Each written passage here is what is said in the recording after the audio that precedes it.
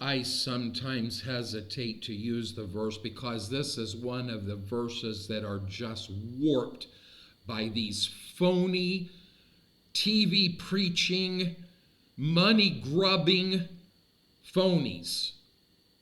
But and I've heard it so warped, but it is a powerful promise, and just because people warp the promise doesn't make the promise void. It just makes their phony interpretation of it into something that is not real. But the scripture tells us no weapon formed against us will prosper. That doesn't mean that things won't happen. That doesn't mean that you won't go under attacks. I don't care how much faith you have. Isaiah is the one that wrote that in the scripture, and he was sawed in half.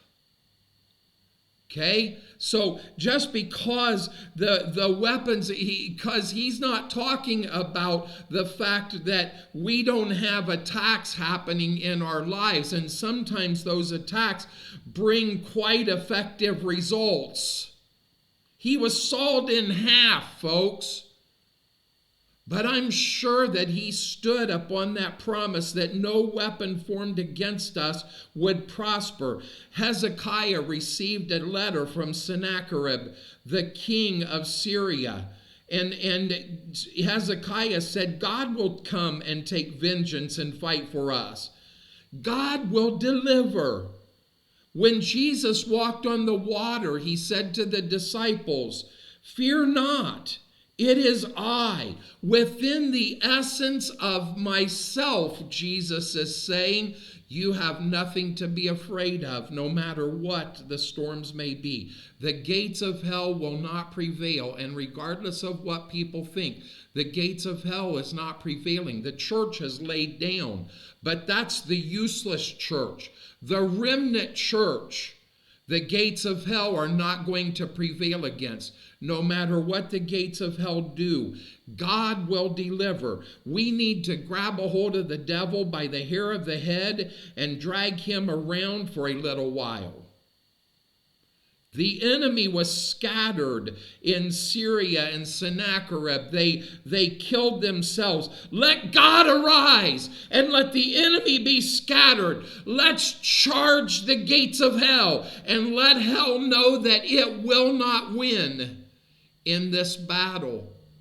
I wrote that recently in kind of giving an update from the newsletter, which by the time you watch this, there should be another newsletter coming out, in that you should have already gotten the newsletter, in fact. But the thing is, I wrote that on a post in our Thought for Today video. Hey, devil, you knocked us off the horse, but we're not impressed. And now I'm going to get back up on the horse. And just to let you know, my horse and I are angry.